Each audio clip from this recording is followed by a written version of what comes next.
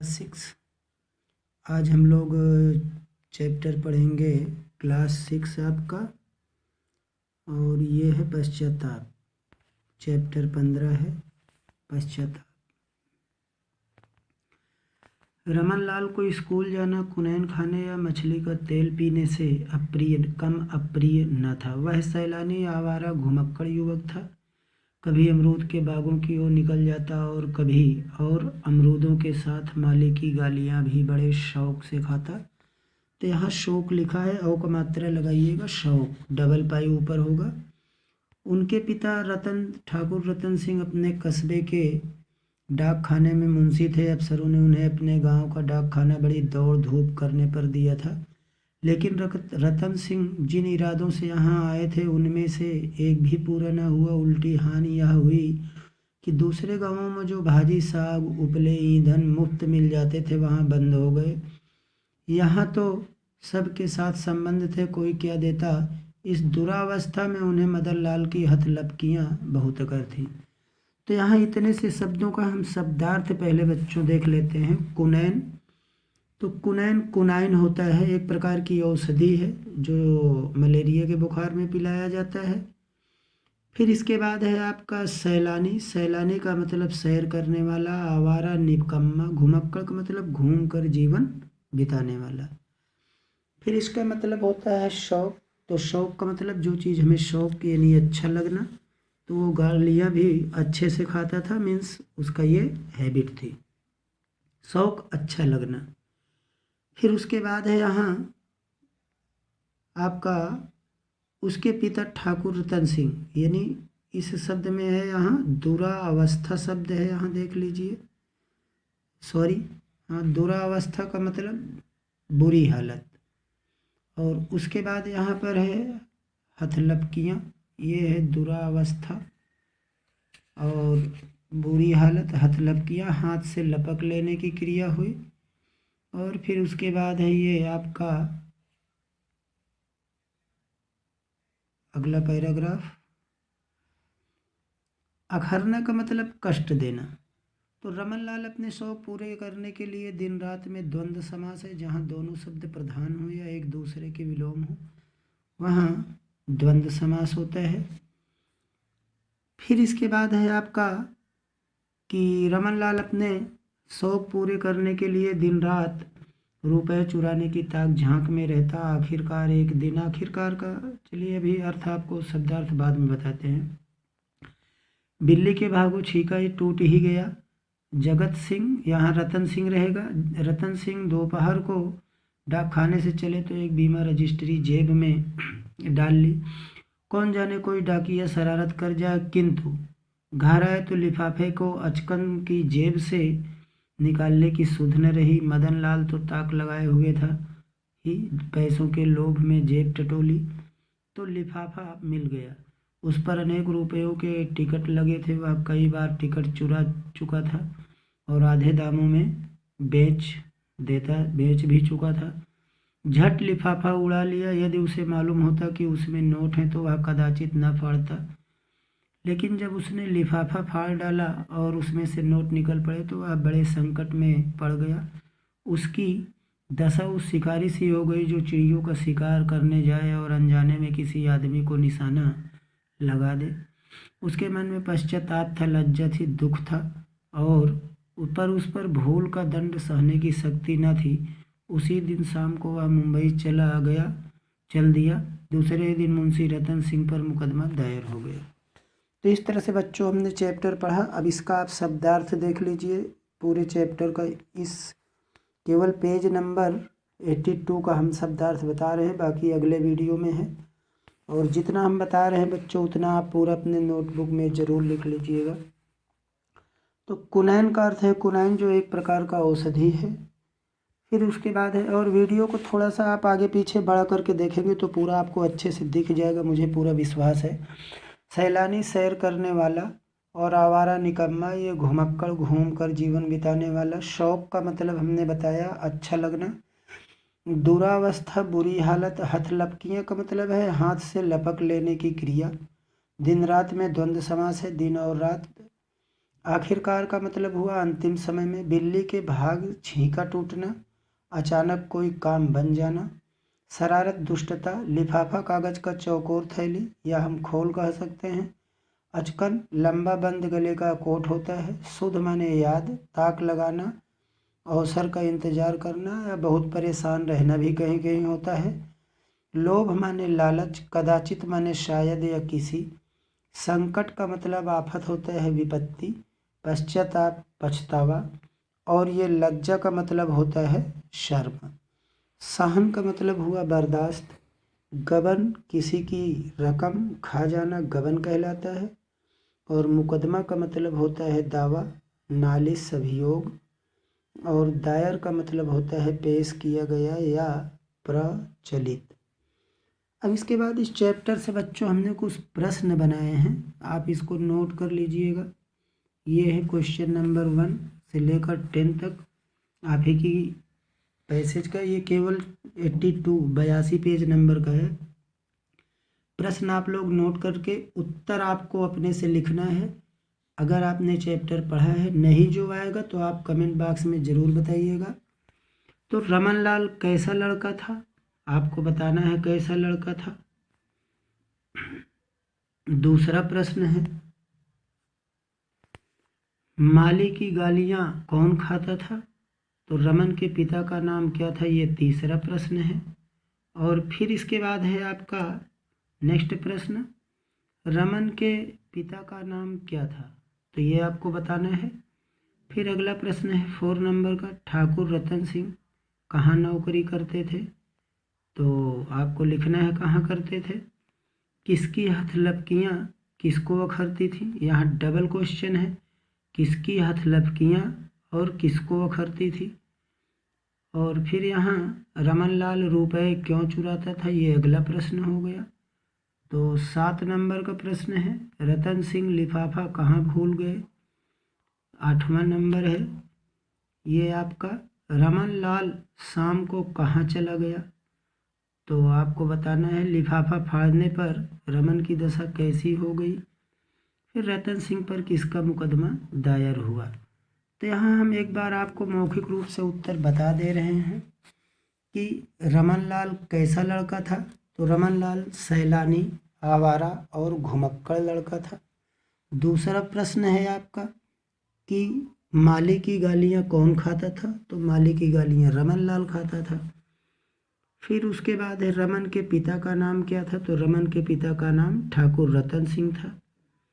फिर है कि ठाकुर रतन सिंह कहाँ नौकरी करते थे, तो ठाकुर रतन सिंह डाकखाने में मुंशी थे अपने ही कस्बे के। किसकी हथलपकियाँ किसको अखरती थीं, तो वास्तव में वो रतन लाल, उन्हें से मतलब है रतन लाल।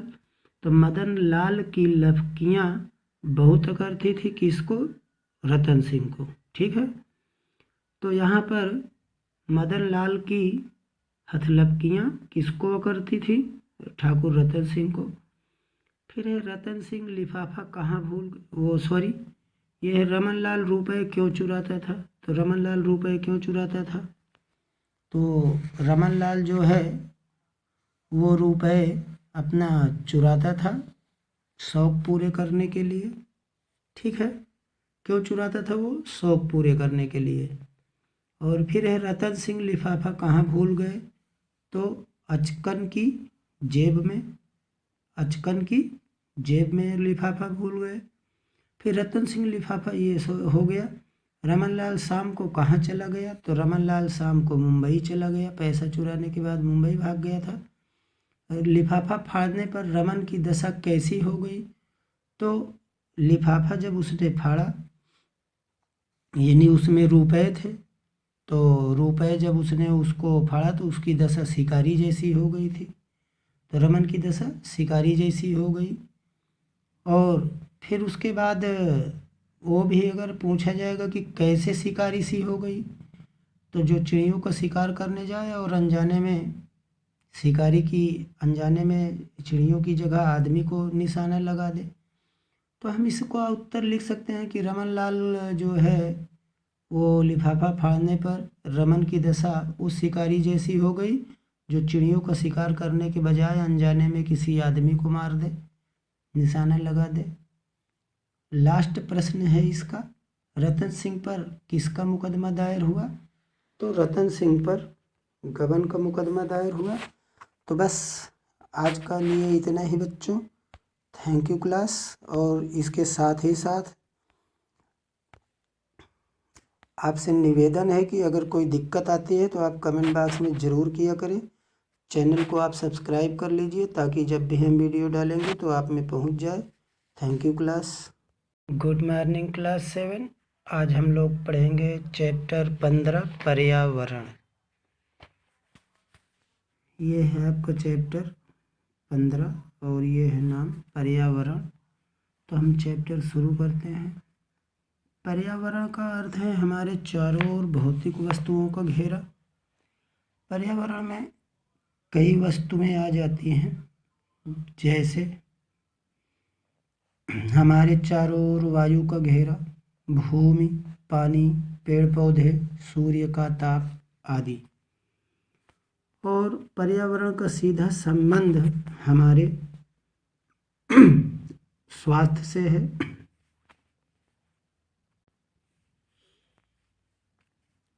तो इसमें आपका इतना शब्दार्थ पहले हम लोग देख लेते हैं। पर्यावरण शब्द में परि धन आवरण यण संधि होगा इसमें बच्चों, परि धन आवरण। और इसके बाद इसका पर्यावरण का अर्थ होगा चारों ओर का घेरा। वस्तु का मतलब होता है द्रव्य पदार्थ, भूमि भू धरा वसुधा, पानी जल वारी अम्बु, पेड़, पेड़ का अर्थ क्या हो जाएगा, मतलब वृक्ष, पादप, गाछ, द्रुम, तरु। और सूर्य का अर्थ है रवि, दिनकर, भास्कर। तो इस पैसेज से हो गया। अब हम लोग देखते हैं। आपने देखा होगा कि बड़े बड़े नगरों में प्रातः काल के समय, अब यहाँ देखिए प्रातः काल के समय लिखा है, तो यहाँ पहले ही प्रातः, आप लोग कुछ बुक खोल कर अपने देखिएगा, अगर इसमें कम दिख रहा है बच्चों तो समय से लोग बाग बगीचों और पार्क आदि में भ्रमण करते हैं, जानते हो क्यों? पार्क या बाग बगीचों की वायु शुद्ध होती है। अच्छे स्वास्थ्य के लिए वायु का शुद्ध होना नितांत आवश्यक है। अब यहाँ हम दूसरे पैसेज में अर्थ देख लेते हैं। प्रातःकाल संस्कृत शब्द है आपका, और सुबह या भोर प्रातःकाल का मतलब होगा। बाग का मतलब होता है उद्यान या वाटिका। फिर है वायु, तो वायु का मतलब क्या हो जाएगा, हवा, पवन। फिर नितांत माने बिल्कुल, और शुद्ध का मतलब शुद्धता से है, साफ। आवश्यक माने जरूरी। तो ये इतना हो गया। अब आगे हम लोग देखते हैं। वायु में कई प्रकार की गैसें मिली रहती हैं, जिनमें नाइट्रोजन और ऑक्सीजन की मात्रा सर्वाधिक होती है।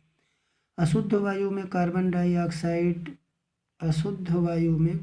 डाइऑक्साइड धूल के कण तथा अन्य विषैले पदार्थों के कण अधिक पाए जाते हैं। ये सब हमारे स्वास्थ्य के प्रतिकूल प्रभाव डालते हैं।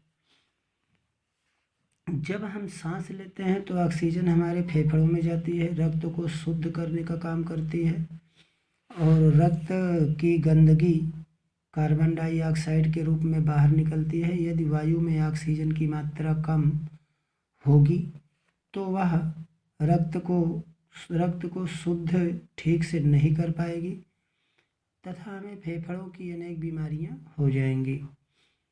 वायु के दूषित होने के अनेक कारण हैं। कल कारखानों की चिमनियों से निकलता धुआं, सड़कों पर चलने वाले वाहनों से निकलता हुआ, तथा गंदगी के कारण उनसे निकलने वाले विषैले तत्वों में भी वायु प्रदूषित हो जाती है। नगरों में जहाँ अनेक औद्योगिक केंद्र होते हैं तथा सड़कों पर अनेक वाहन चलते हैं, वहाँ की वायु बहुत प्रदूषित होती है। इस वायु में सांस लेने पर दमा, तपेदिक, कैंसर तथा श्वास संबंधी अनेक रोग उत्पन्न होते हैं। फिर पेड़ पौधे जो हैं उत्पन्न होते हैं, और ये पेड़ पौधे कार्बन डाइऑक्साइड को ग्रहण करके ऑक्सीजन प्रदान कर मानव का पर बहुत उपकार करते हैं। पीपल, नीम के वृक्ष तथा तुलसी का पौधा वायु को शुद्ध करने में बहुत सहायक है। अन्य पेड़ पौधे केवल दिन में ही वायु को शुद्ध करने का। फिर आगे है काम करते हैं, फिर हम लोग इतना ही देखते हैं आज, केवल पेज नंबर 87। अब इसमें जो हमारे शब्दार्थ हैं, आप शब्दार्थ देख लीजिए। पर्यावरण चारों ओर यण संधि है, इसमें परिधन आवरण हो जाएगा। वस्तु का द्रव्य या पदार्थ, भूमि, भूधरा, वसुधा, पानी, जल, वारी, अम्बु। मैंने आपको बताया था इन सभी में पानी का पर्यायवाची में सभी द जो जोड़ दीजिए बादल हो जाएगा, जलद, वारिद, अम्बुद। ज जोड़ देते हैं तो कमल हो जाएगा, जलज, वारिज, अम्बुज। और अगर इसी में धी जोड़ देते हैं तो समुद्र हो जाएगा, जलधि, वारिधि, अम्बुधि। तो यहाँ हमने आपको 4 पर्यायवाची बता दिया। पानी आप लिख लीजिएगा, नोट कर लीजिएगा। पहले हमने बताया पानी, फिर उसके बाद हमने बताया बादल, फिर बताया कमल, फिर बताया समुद्र। तो पहले वाले यानी आपको बादल के लिए द जोड़ना है, और कमल के लिए ज जोड़ना है, और समुद्र के लिए धी जोड़ना है। पेड़ की पर्यायवाची होती है वृक्ष, गाछ, ये छतरी वाला छ है बच्चों, गाछ। पादप, द्रुम। सूर्य का पर्यायवाची है दिनकर, भास्कर, अर्क। फिर प्रातः का पर्यायवाची है प्रातः काल का अर्थ होगा सुबह या भोर में, उषा काल। इसको लिखा नहीं गया है। फिर उसके बाद यहाँ पर है आपका बाग, उद्यान, वाटिका, बाग। वायु, पवन, वात, हवा। नितांत मीन्स बिल्कुल, आवश्यक, जरूरी। सर्वाधिक, सबसे अधिक। अशुद्ध, अपवित्र, जो शुद्ध न हो। विषैला मीन्स जहरीला। और उसके बाद है निरोग, स्वास्थ्य का मतलब निरोग या निरोगित, तंदुरुस्त। प्रतिकूल, उल्टा, प्रभाव, गुण या छाप, जोर, रंगत, फेफड़ा, लंग्स या फुफ्फुस। गंदगी का मैला या दुर्गंध, ये मात्रा का खुराक या तादाद, ढंग का तरीका, अनेक का विभिन्न, चिमनी का धुआंरा। या फैक्ट्री या मकान में बना वह छेद जिससे धुआं निकलता है, हम उसे चिमनी कहते हैं। अब इसके बाद और कुछ यहाँ शब्दार्थ हैं, यहाँ तक आपके शब्दार्थ हैं, तो आप यहाँ तक देख लीजिए। ये है आपका वाहन। वाहन का पर्याय क्या हो जाएगा? शकट, यान, सवारी। धुआं का धूम, निहार, धुंध। तत्व का पदार्थ या घटक, परमाणु। प्रदूषित, खराब, दूषित, गंदा। महत्वपूर्ण, जरूरी या अधिक महत्व या खास। ग्रहण माने लेना, उपकार का मतलब नेकी, भलाई, कल्याण। और ये दिन का मतलब वार, दिवस, वासर। तो इस तरह से हमने शब्दार्थ देख लिया बच्चों। अब हम यहाँ से आपको बुक से आपके कुछ प्रश्नोत्तर लिखे हैं, तो आप इन प्रश्नोत्तरों को लिख लीजिए और इसका उत्तर आप लिखिएगा।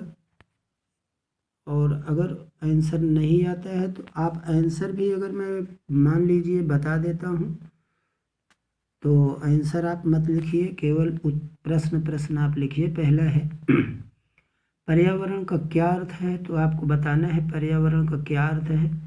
फिर यहाँ थोड़ा सा पर्यावरण या मिस्टेक लिख उठा है, इसको इम्प्रूव कर लीजिएगा। क्वेश्चन 2 में बच्चों पहला ही शब्द है, तो ये पर्यावरण का सीधा संबंध किससे है, तो इसको आप लिख लीजिएगा। बाग बगीचों में कौन कब टहलता है, तो ये तीसरा प्रश्न हो गया कि बाग बगीचों में कौन कब टहलता है। 4 नंबर का प्रश्न है बाग या पार्क या बाग बगीचों की वायु कैसी होती है, तो आप जानते होंगे कैसी वायु है। 5 नंबर में वायु में किस गैस की मात्रा सर्वाधिक होती है। फिर ऑक्सीजन हमारे शरीर में क्या कार्य करती है, कहाँ की वायु प्रदूषित होती है। फिर प्रदूषित वायु से कौन कौन सी बीमारी होती है। पेड़ पौधे कौन सी ऑक्सीजन ग्रहण करते हैं। और ये है आपका लास्ट प्रश्न कि वायु को शुद्ध करने में कौन कौन पौधे सहायक हैं। तो आप इसको वीडियो रोक कर भी आप बच्चों देख सकते हैं। और पर्यावरण का क्या अर्थ है, तो पर्यावरण का अर्थ है हमारे चारों ओर की वस्तुएं, चारों ओर का घेरा। ठीक है, पर्यावरण का सीधा संबंध किससे है, तो हमारे स्वास्थ्य से। बाग बगीचों में कौन कब टहलता है, तो बाग बगीचों में लोग टहलते हैं। कब, तो प्रातःकाल। बाग बगीचों में लोग प्रातःकाल टहलते हैं। पार्क या बाग की वायु कैसी होती है, तो शुद्ध वायु होती है। वायु में किस गैस की मात्रा सर्वाधिक अधिक होती है, तो आप यहाँ इसको देख लीजिए, पढ़े हैं कि ऑक्सीजन, नाइट्रोजन और ऑक्सीजन की मात्रा सर्वाधिक होती है। तो ऑक्सीजन हमारे शरीर में क्या कार्य करती है, तो ऑक्सीजन हमारे शरीर में फेफड़ों में जाकर रक्त को शुद्ध करने का काम करती है बच्चों।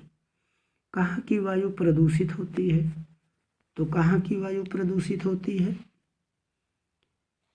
तो हम आप देख सकते हैं कि नगरों की वायु प्रदूषित होती है। तो उसके बाद यहाँ पर है नगरों की वायु, हमने अभी, आप इसको चैप्टर पढ़ेंगे तो यहाँ देख लीजिए, इस लाइन में है कि जो है नगरों में जहाँ अनेक औद्योगिक केंद्र होते हैं तथा सड़कों पर, नीचे से 5वीं लाइन में है, आप उसको पढ़ेंगे तो पता चल जाएगा। फिर प्रदूषित वायु से कौन कौन सी बीमारी होती है, तो ये 4थी लाइन में है।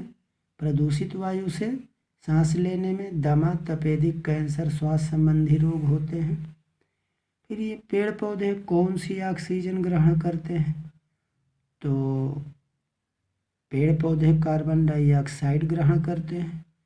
और छोड़ते कौन है, या मानव को कौन सी ऑक्सीजन प्रदान करते हैं, ये मीन्स मानव को क्या प्रदान करते हैं, तो ऑक्सीजन प्रदान करते हैं। लास्ट प्रश्न है वायु को शुद्ध रखने में कौन कौन से पौधे सहायक हैं, तो पीपल, नीम का वृक्ष तथा तुलसी का पौधा वायु को शुद्ध करने में सहायक है।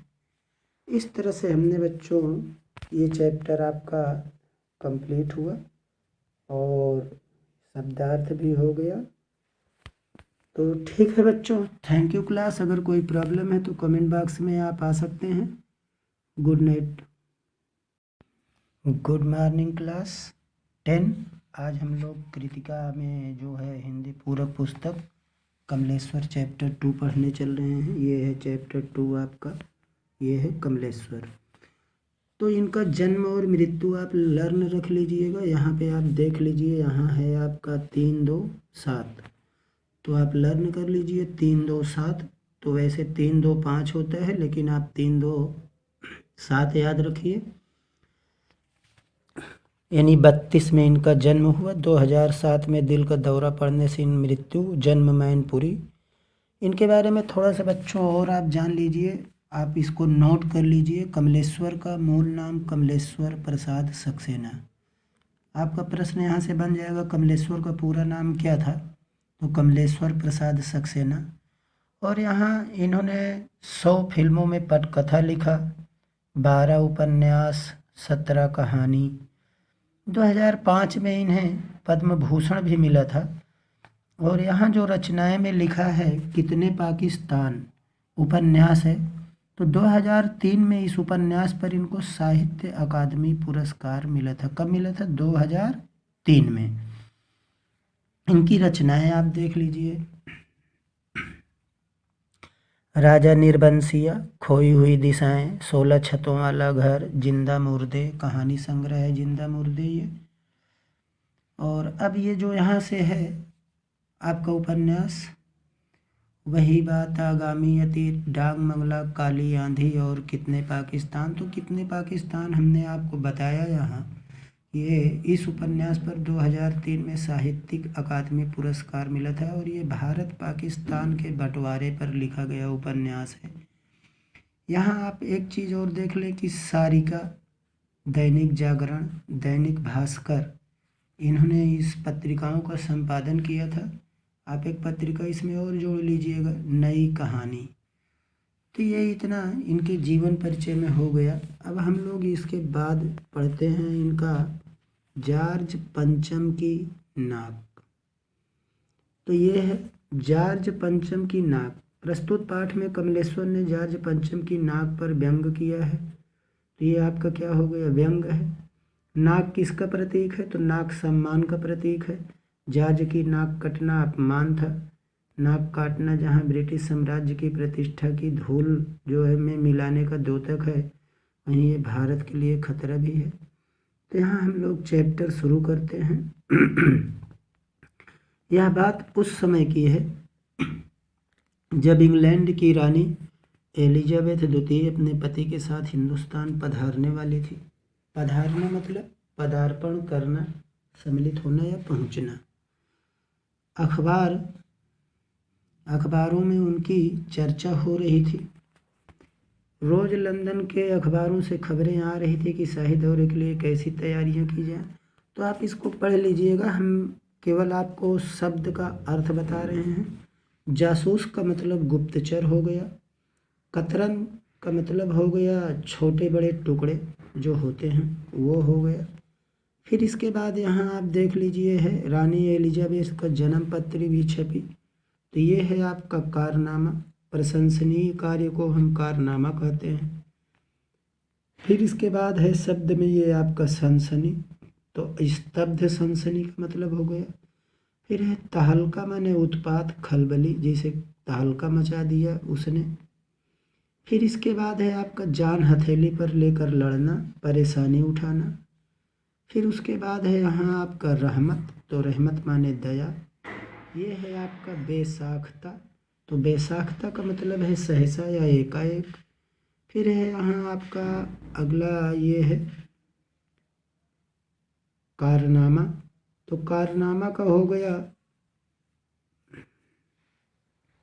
प्रशंसनीय कार्य, हमने बताया था। फिर ये है नाजनीन, एक और शब्द है कहीं ये काया पलट है, ये है काया पलट, तो बहुत बड़ा परिवर्तन काया पलट का। नाजनीन का मतलब सुंदर या सबसे खूबसूरत महिला। फिर दास्तान माने कहानी हो गया। तहलका मतलब तहलका, तो अभी हमने बताया था तहलका मचा देना, उत्पात या खलबली। खामोश माने शांत हो गया। फिर सरगर्मी है, सरगर्मी का मतलब सरगर्मी शुरू हुई, उत्साह या मुस्तैदी हो गया। और इसके बाद एक लास्ट शब्द है मसला, माने कहावत, समस्या, लोकोक्ति। अब इसके बाद हम लोग आते हैं ये आपका प्रश्नोत्तर। कुछ हम यहाँ आपको प्रश्नोत्तर लिख दे रहे हैं, और ये यहाँ पर हमने आपको पहले देख लीजिए शब्दार्थ। तो ये है पधारना, पदार्पण करना। जासूस, गुप्तचर, मुझे आशा है आपको दिख रहा होगा। कतरने, तो छोटे बड़े टुकड़े। कारनामे, ये सभी हमने प्रशंसनीय कार्य देख लीजिए। सनसनी, स्तब्धता, तहलका, उत्पात, जान हथेली पर रख लेना, परेशानी उठाना। बेसाख्ता, सहसा, रहमत, दया, काया पलट, बहुत बड़ा परिवर्तन, नाजनीन, सुंदर या सबसे खूबसूरत महिला। फिर ये है दास्तान माने कहानी, खामोश, शांत, सरगर्मी या मुस्तैदी। और ये प्रश्न आपको हमने लिखने के लिए दिया है, नहीं आएगा तो आंसर हम आपको बताएंगे। ये है प्रश्न पहला, जॉर्ज की नाक के बारे में क्या हल्ला हुआ। इसको आपको अपने से लिखना है। जिन लोगों के हाथ पंचम की नाक तक पहुँचे उन्होंने क्या किया। अगला प्रश्न है, हो हल्ले के अवसर पर दिल्ली में क्या हुआ। तो ये प्रश्न है, कुछ प्रश्नों के उत्तर हमने यहाँ पर आपको लिख दिए हैं, आप इसको देख लीजिए। यह बात कब की है, तो जब इंग्लैंड की महारानी एलिजाबेथ द्वितीय अपने पति के साथ हिंदुस्तान आने वाली थी। यह बात तब की है। रानी एलिजाबेथ का दर्जी क्यों परेशान था, तो यहाँ प्रश्न का उत्तर है, उसने हिंदुस्तान, पाकिस्तान, नेपाल के दौरे पर पहनने हेतु अलग अलग किस्म के सूट और अन्य कपड़े तैयार करने थे, इसीलिए वो परेशान था। फिर हिंदुस्तान से मंगाए गए रेशमी कपड़े से बने हल्के नीले रंग के सूट की कीमत अखबारों में क्या छपी थी, तो लगभग 450 पाउंड। फिर है लंदन के अखबारों में क्या क्या खबरें छपी थी, तो यहाँ है रानी की जन्म पत्री छपी थी, प्रिंस फिलिप के कारनामे छपे थे। नौकर खान सामा या अंगरक्षकों आदि की जीवनी छपी थी। महल में रहने वाले कुत्तों की तस्वीरें आदि छपी थी। फिर शंख इंग्लैंड में बजे, लेकिन उसकी गूंज हिंदुस्तान में आने का क्या अर्थ है? तो इसका अर्थ है इंग्लैंड की खबरें हिंदुस्तानियों के लिए तहलका मचाने वाली खबरें थी। वे डर रहे थे कि पता नहीं अब कौन सी यातनाएं मिलने वाली हैं। तो ये किस नाक की एक लंबी कहानी है? तो जॉर्ज पंचम के नाक की लंबी कहानी है। यहाँ मैंने नीचे प्रश्न दिया है बच्चों, आप लोग इसको लिख लीजिएगा और इसका आंसर खोज कर बताइएगा। नहीं आएगा तो आप कमेंट में कोई भी एक लिख देगा कि सर नहीं आया, तो हम अगला वीडियो जब बनाएंगे आपका तो उसमें हम आपको ज़रूर बता देंगे। तब थैंक यू।